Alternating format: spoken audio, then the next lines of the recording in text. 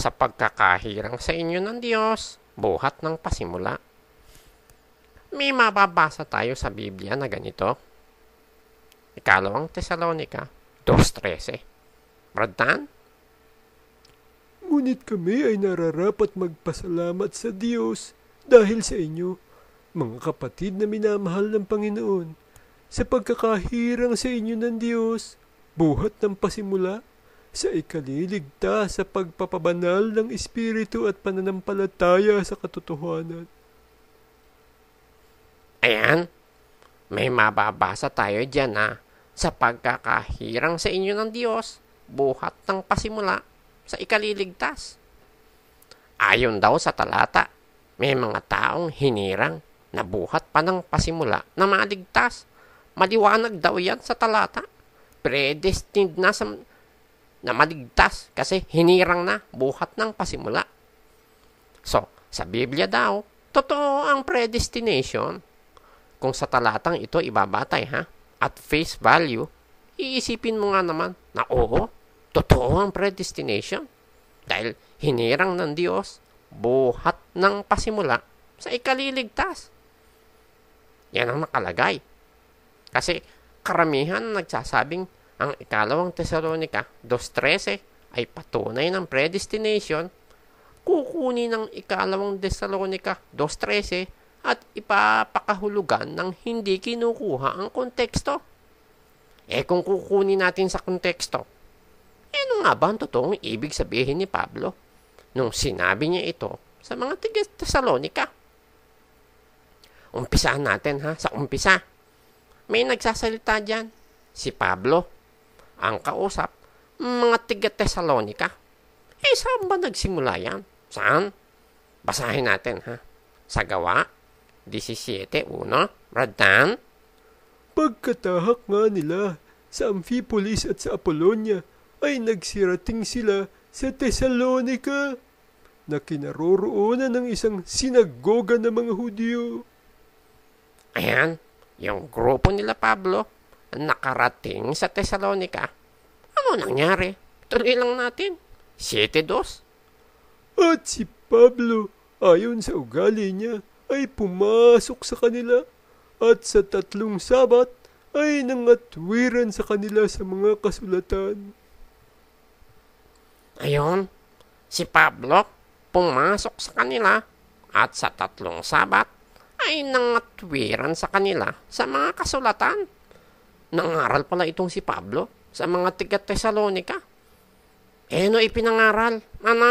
Ituloy lang ulit natin Saan? Sa 3:17-3.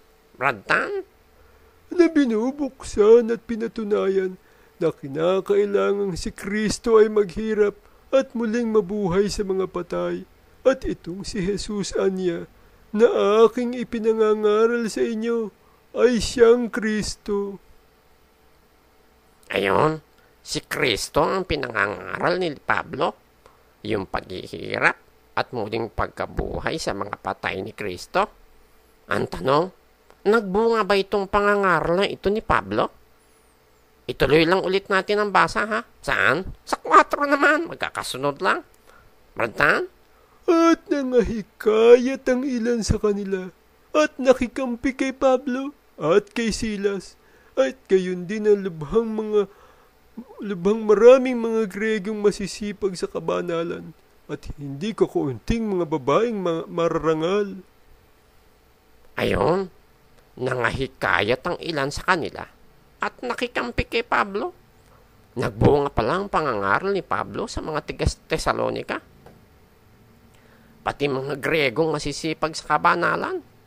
Kaya dito pa lang mapapansin na natin pinapahiwatig nito na si Pablo nangaral, may nakinig, at doon sa mga nakinig, may nahikayat. May active participation yung mga nakinig. Tinanggap nila ang kanilang napakinggan. Kaya dito nabuo yung iglesia na nasa Tesalonica. Ngayon, pagkaalis nila Pablo, sumulat si Pablo sa mga taga-Tesalonica. At ito nga yung unang Tesalonica at ikalawang Tesalonica. At itong mga taga-Tesalonica tumulad kina Pablo at sa Panginoon? Basahin natin, ha? Sa unang Tesalonica, 1:6, Bratan? At kayo'y nagsitulad sa amin at sa Panginoon nang inyong tanggapin ang salita sa malaking kapighatian na may katuwaan sa Espiritu Santo. At naging uliran pa sila, ha, sa mga nasa Macedonia at Akaya. Bratan, sa 1:7. Ano pa kaya't kayo'y naging uliran ng lahat ng nananampalatayang nasa Macedonia at sa Akaya. Ngayon, upang ang mga taga-Tesalonica huwag mga lumbay tungkol sa mga natutulog o mga namatay na kay Jesus, ha? May inaaral si Pablo. May inaaral. Ano yun? Basahin natin, ha? Sa unang Tesalonica, 4:13. Bratan? Ngunit hindi namin ibig na kayo'y di makaalam, mga kapatid, tungkol sa nangatutulog, upang kayo'y huwag mga lumbay na gaya ng mga iba na walang pag-asa. Sa 4:16-17 ng unang Tesalonica. Bratan? Sapagkat ang Panginoon din ang bababang mula sa langit, na may isang sigaw, may tinig ng arkanghel at may pakakak ng Diyos. At ang nangamatay kay Kristo ay unang mga bubuhay na mag-uli. Kung magkagayon, tayong nangabubuhay na nangatitira ay aagawing kasama nila sa mga alapaap upang salubungin ang Panginoon sa hangin. At sa ganito isa sa Panginoon tayo magpakailanman. Ayan. Para huwag mga lumbay ang mga taga-Tesalonica, inaaral ni Pablo ang pag-agaw ni Kristo sa mga banal sa muli niyang pagparito. Ang mga namatay kay Kristo na bubuhayin at ang nangatitira ay magkasamang aagawin upang salubungin si Kristo sa hangin. Ano pa ang inaral ni Pablo? Basahin naman natin sa unang Tesalonica 5:1-3. Bratan? Datapot tungkol sa mga kapanahunan at mga bahagi ng mga panahon, mga kapatid. Hindi ninyo kailangan na isulat ko pa sa inyo ang anuman, sapagkat kayo rin ang mga lubos na nakakaalam na ang pagdating ng kaarawan ng Panginoon ay gaya ng magnanakaw sa gabi. Pagka sinasabi ng mga tao, kapayapaan at katiwasayan, kung magkagayoy, darating sa kanila ang biglang pagkawasak na gaya ng pagdaramdam sa panganganak ng babaeng nagdadalang tao, at sila'y hindi makatatanan sa anumang paraan. Ayan, inaaral ni Pablo ang pagdating ng kaarawan ng Panginoon na gaya ng magnanakaw sa gabi, na darating ang pagkawasak sa mga tao, na gaya ng pagdaramdam sa panganganak ng babaeng nagdadalang tao. Meron palang darating na pagkawasak, at yun ay ang pagdating ng kaarawan ng Panginoon. Ano nangyari pagkatapos itong maipangaral ni Pablo? Basahin naman natin, ha, sa ikalawang Tesalonica 2:1-2. Bratan? Ngayon, aming ipinamamanhik sa inyo, mga kapatid, tungkol sa pagparito ng ating Panginoong Hesukristo at sa ating pagkakatipon sa Kanya, upang huwag kayong madaling makilo sa inyong pag-iisip at huwag din naman kayong mabagabag, maging sa pamamagitan man ng Espiritu o sa pamamagitan man ng salita o sa pamamagitan man ng sulat, nawaring mula sa amin, nawari bagang nalalapit na ang kaarawan ng Panginoon. Ayun, nag-warning si Pablo na huwag mabagabag ang mga taga-Tesalonica dahil may mensahe na waring galing kina Pablo pero hindi galing sa kanila. Na ano sabi? Nawari bagang nalalapit na ang kaarawan ng Panginoon. Sinulatan niya ang mga taga-Tesalonika na huwag madaling makilos sa kanilang pag-iisip at huwag mabagabag sa mga naririnig nila o nababasa nila na para galing kina Pablo ang mensahe, pero hindi. So, more likely, may nakakarating sa mga taga-Tesalonika na sulat o salita na para bang malapit na ang kaarawan ng Panginoon. Kaya, may ipinangaral si Pablo para huwag silang mabagabag. Ano yun? Pagpatuloy lang natin ang basa, ha? Sa 2:3 ng 2 Tesalonika, Brad Tan. Huwag kayong padaya, kanino man, sa anumang paraan, sapagkat ito'y hindi darating, maliban ang dumating mula ang pagtaliwakas at mahayag ang taong makasalanan, ang anak ng kapahamakan. Ayan, ang sabi ni Pablo, huwag kayong padaya, kanino man, sa anumang paraan, sapagkat ito'y hindi darating. Ang tanong, ano yung hindi darating? Iakyat lang ulit natin, ha? Iakyat lang ulit natin. Sa 1:2 ng 2 Tesalonika. Ngayon, aming ipinamamanhik sa inyo mga kapatid tungkol sa pagparito ng ating Panginoong Hesukristo at sa ating pagkakatipon sa Kanya, upang huwag kayong madaling makilo sa inyong pag-iisip at huwag din naman kayong mabagabag, maging sa pamamagitan man ng Espiritu o sa pamamagitan ng salita o sa pamamagitan ng sulat, nawaring mula sa amin, nawari bagang nalalapit na ang kaarawan ng Panginoon. Ayan, ang dinidiscuss pala ni Pablo ay tungkol sa pagparito ng ating Panginoong Hesukristo at sa ating pagkakatipon sa Kanya. Ano pa? Nawari bagang nalalapit na ang kaarawan ng Panginoon. So, ang pinapatungkulan ni Pablo na hindi darating, alin? Yung number 1, pagparito ng ating Panginoong Hesukristo at ating pagkakatipon sa Kanya. At number 2, ang kaarawan ng Panginoon.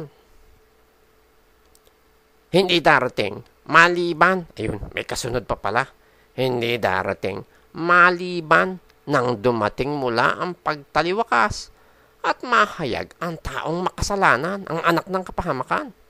So, darating din pala, kaya lang may mangyayari bago dumating. At yun nga ang number 1, ang pagtaliwakas. Number 2, mahayag ang taong makasalanan, ang anak ng kapahamakan. Therefore, pag naganap na itong dalawang events na ito, darating na. Ang alin? Yung pagparito ng ating Panginoong Hesukristo at ang kaarawan ng Panginoon. Ano ba gagawin nitong taong makasalanan na ito o anak ng kapahamakan? Ano gagawin? Ituloy lang natin, ha? Sa 2:4 ng 2 Tesalonika, Brad Tan? Na sumasalangsang at nagmamataas laban sa lahat na tinatawag na Diyos o sinasamba, ano pat siya'y nauupo sa templo ng Diyos, na siya'y nagtatanyag sa kanyang sarili na tulad sa Diyos. Ayun, ito palang taong makasalanan na ito o anak ng kapahamakan, sumasalangsang at magmamataas sa Diyos, nagtatanyag sa kanyang sarili na tulad sa Diyos. Tampalasan pala ito. Ano mangyayari? Pagpatuloy lang natin, ha? Sa 2:6-8, doon pa rin, 2 Tesalonika. At ngayon, nalalaman ninyo ang nakapipigil upang siya'y mahayag sa kanyang talagang kapanahunan. Sapagkat ang hiwaga ng kasamaan ay gumagawa na, lamang may pumipigil ngayon hanggang sa alisin ito. At kung magkagayoy, mahahayag ang tampalasan na papatayin ng Panginoong Hesus ng hininga ng kanyang bibig. at sa pamamagitan ng pagkahayag ng kanyang pagparito ay lilipulin. Ayan, may nakapipigil pala dito sa taong makasalanan na ito, kaya hindi pa nahahayag. At pagka naalis ang pumipigil, mahahayag ang tampalasan. Napapatayin ng Panginoong Hesus ng hininga ng kanyang bibig. Ito bang taong makasalanan na ito? May maniniwala ba dito? Meron ba? Ituloy lang ulit natin, ha? Tuloy lang natin. 9 hanggang 12 ng ikalawang Tesalonika. Siya ng kanyang pagparito ay ayon sa paggawa ni Satanas na may buong kapangyarihan at mga tanda at mga kahanga-hangang kasinungalingan at may buong daya ng kalikuan sa nangapapahamak sapagkat hindi nila tinanggap ang pag-ibig sa katotohanan upang sila'y mangaligtas. At dahil dito ipinadadala sa kanila ng Diyos ang paggawa ng kabalian upang magsipaniwala sila sa kasinungalingan, upang mga hatulan silang lahat na hindi nagsisisampalataya sa katotohanan, kundi nangalugod sa kalikuan.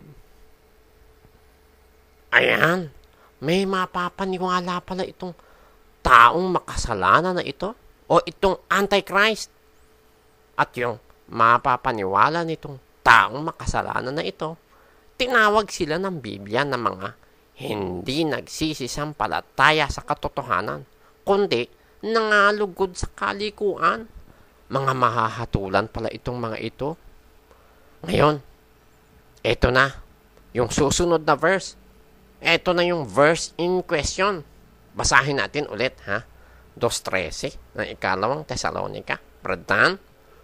Ngunit kami ay nararapat magpasalamat sa Diyos dahil sa inyo, mga kapatid na minamahal ng Panginoon, sa pagkakahirang sa inyo ng Diyos, buhat ng pasimula sa ikaliligtas, sa pagpapabanal ng Espiritu at pananampalataya sa katotohanan. So, dito, sa talatang ito, iba na ang pinag-uusapan dito. Hindi na ito katulad nung pinag-uusapan sa ikalawang Tesalonika 2:9 hanggang 12 na ang pinag-uusapan daw na yung mga mapapahamak, mga hindi tinanggap ang pag-ibig sa katotohanan, mga mahahatulan, mga hindi nagsisisampalataya sa katotohanan, mga nangalugod sa kalikuan.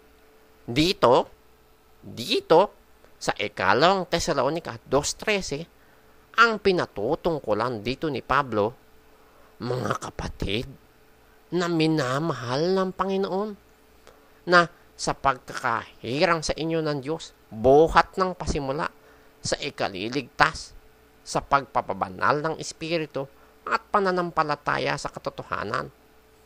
Pero bago yan, may mababasa tayo dito sa ikaliligtas. Ano ba itong kaligtasan na tinutukoy dito sa talatang ito? Yan bang ikaliligtas na tinutukoy sa talata ay individual salvation para mapunta sa langit? Tingnan nga muna natin kung ano yung mga posibleng konteksto ng kaligtasan sa Biblia. Marami yun eh. Basahin muna natin ang 4:12 ng Gawa, Maragtan. At sa kanino mang iba ay walang kaligtasan, sapagkat walang ibang pangalan sa silong ng langit na ibinigay sa mga tao na sukat nating ikaligtas. Ayan, dito sa talatang ito, may binabanggit ding kaligtasan. Anong kaligtasan ito? Kung titingnan natin ang konteksto, ito yung kaligtasan para makapunta sa langit. Isang uri ng kaligtasan na mababasa sa Biblia. Ngayon, basahin naman natin ang 1:71 ng Lucas.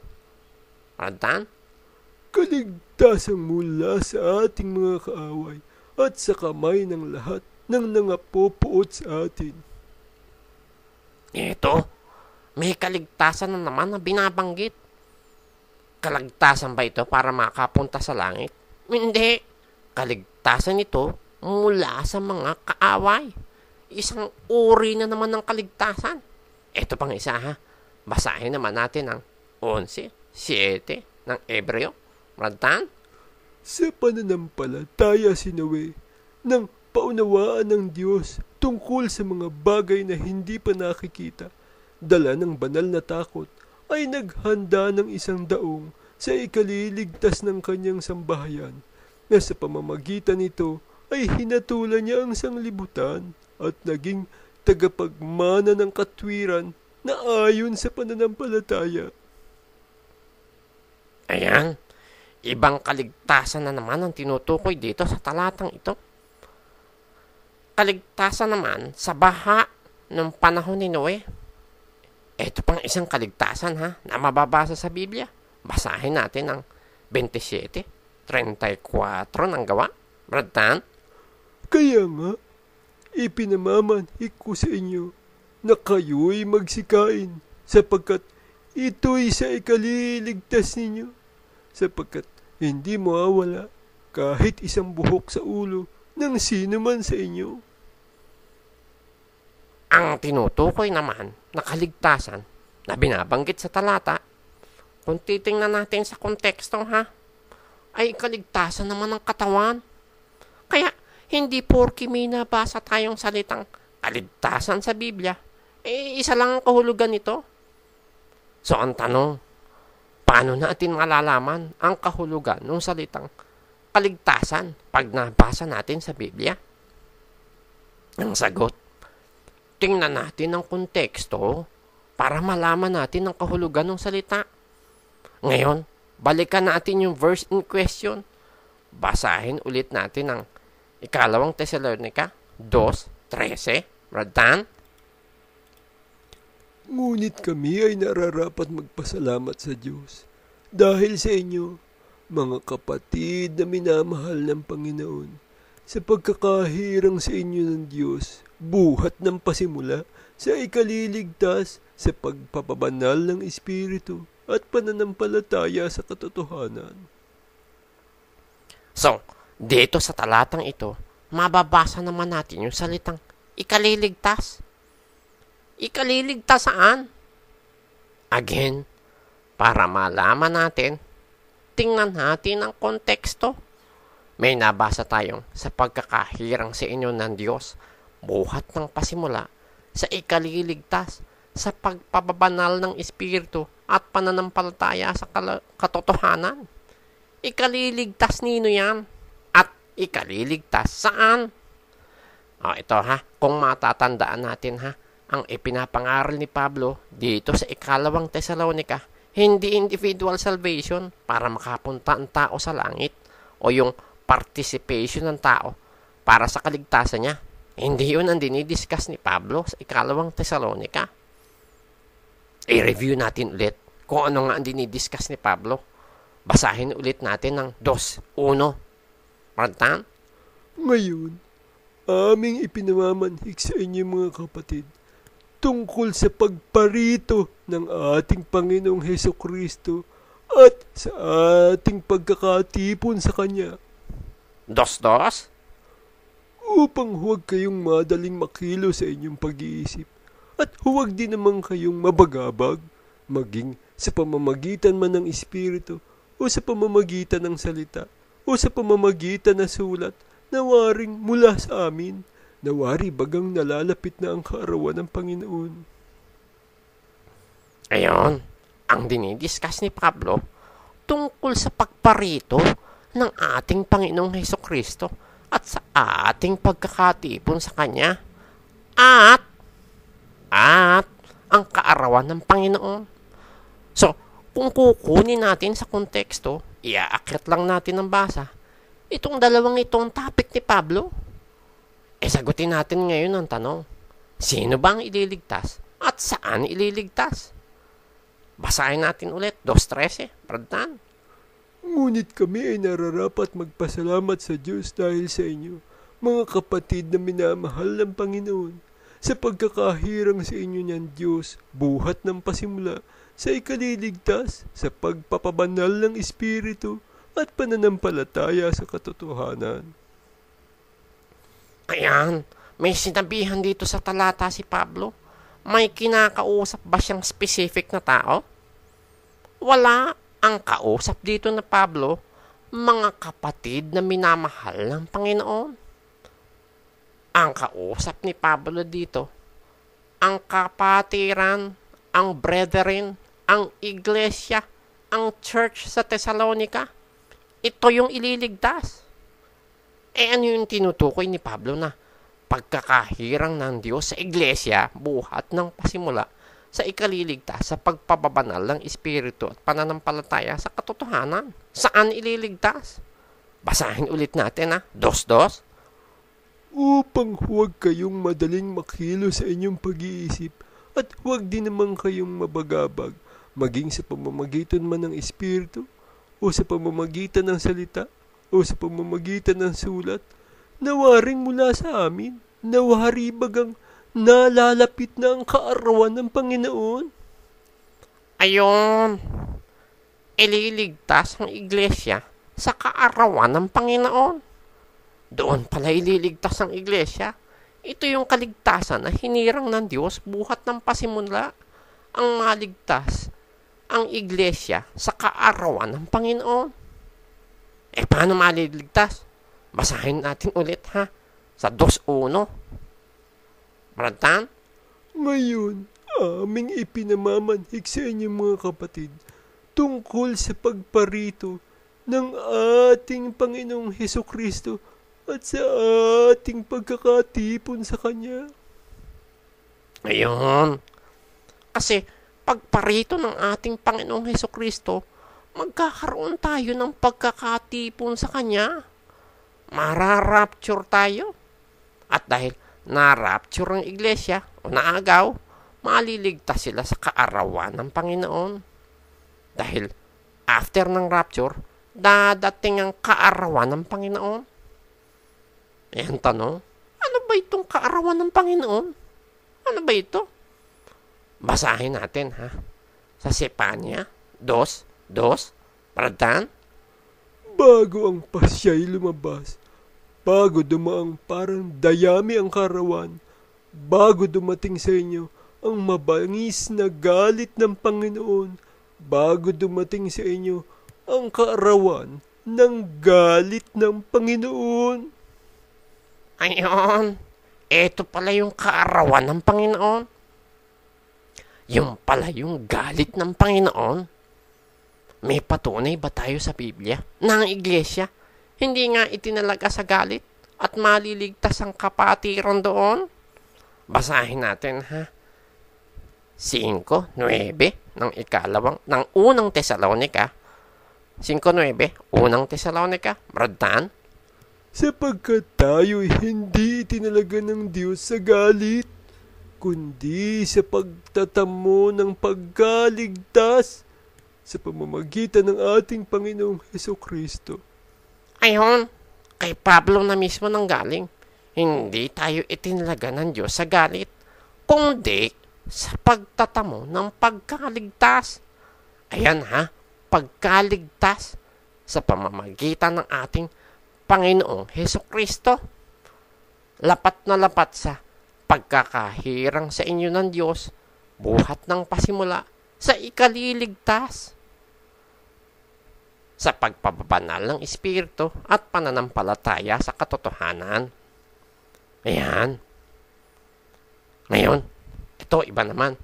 May babasahin naman tayo. Isa pang talata. Ito Unang Pedro 2:8. Bratan? At batong katitisuran at bato na pangbuwal sapagkat sila ay natitisod sa salita, palibhasa'y mga suwail na dito rin naman sila itinalaga. Ayan, dito may mababasa naman tayo na palibhasa'y mga suwail na dito rin naman sila itinalaga. Pinalalabas ng iba na dito daw sa talatang ito predestined naman na maging suwail dahil Doon sila itinalaga.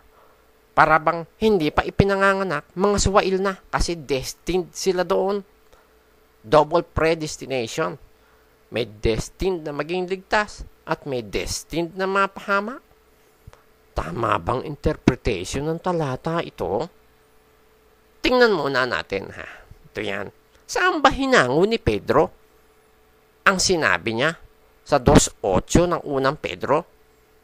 Saan? Basahin mo nga ulit, Radtan. At batong katitisuran at bato na pangbuwal, sapagkat sila ay natitiisod sa salita, palibhasay mga sawail, na dito rin naman sila itinalaga. Hinango niya yan. Hinango yan ni Pedro. Sa Isayas 8:14 hanggang 15. Radtan? At siya'y magiging pinakasantuaryo, ngunit pinakabatong katitisuran at pinakamalaking batong pangbuwal sa dalawang sangbahayan ng Israel, na pinakabitag at pinakasilo sa mga nananahan sa Jerusalem. At marami ang mga titiso doon, at mga bubuwal, at mga babalian, at mga sisilo, at mga huhuli. Ayan. So, alam ni Pedro itong talatang ito na sa aklat ni Isayas, may sinasabi si Isayas na prophecy. Anong prophecy? Na may lilitaw na pinakabatong katitisuran at pinakamalaking batong pangbuwal. May Kristong lilitaw. Isang bato na maraming matitisod. Bakit matitisod? Kasi prophecy ito na may ipapanganak na Kristo na hindi papaniwalaan ng mga Hudyo. Tisod sila sa batong ito, sa batong si Kristo. At may katalagahan itong mga taong ito, itong mga suwail, itong mga hindi maniniwala kay Kristo. Ano katalagahan?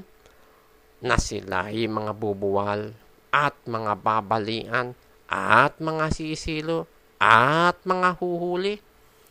Kaya, ang sinasabi ni Pedro, sa unang Pedro 2:8, hindi katalagahan na bago pa ipanganak mga suwail na. Hindi ganoon. Hindi yun. Ang sinasabi ni Pedro, katuparan lang ng sinabi ni Isayas sa Isayas 8:14 hanggang 15. Alam kasi ni Pedro yung nakasulat sa talata Alam niyang may mga dadating na mga taong matitisod sa batong si Kristo. Mga hindi maniniwala kay Kristo. At itinalaga na ito dahil alam ni Pedro na may prophecy at natupad yun sa panahon ni Pedro. May choice itong mga suwail na ito. Kaya lang, ang naging choice nila, hindi maniwala sa Kristo. Katunayan, basahin lang natin sa taas tapos ituloy natin. Basahin natin sa unang Pedro 2:6, Radtan. Sapagkat ito ang nilalaman ng kasulatan, narito, aking inilalagay sa Sion ang isang batong panulok na pangulo, hirang mahalaga, at ang sumampalataya sa kanya ay hindi mapapahiya. 2:7, Radtan. Sa inyong nangananampalataya, siya'y mahalaga. Datapwat sa hindi nangananampalataya, ang batong itinakwil ng nagsisipagtayo ng bahay, siyang naging pangulo sa panulok. 2:8. At batong katitisuran at bato na pangbuwal, sapagkat sila'y natitisod sa salita, palibhasay mga suwail, na dito rin naman sila itinalaga. Ayon, merong mga hindi nangananampalataya, merong hindi maniniwala. Yun yung katalagahan na tinutukoy ni Pedro, na may katuparan ng hula sa Isayas, na may mga hindi maniniwala. At nangyari yun. Mga suwail yun, mga mabubuwal yun ng kanilang katalagahan. Hindi ibig sabihin na may mga ipinanganak na suwail na agad at walang choice. Hindi ganon.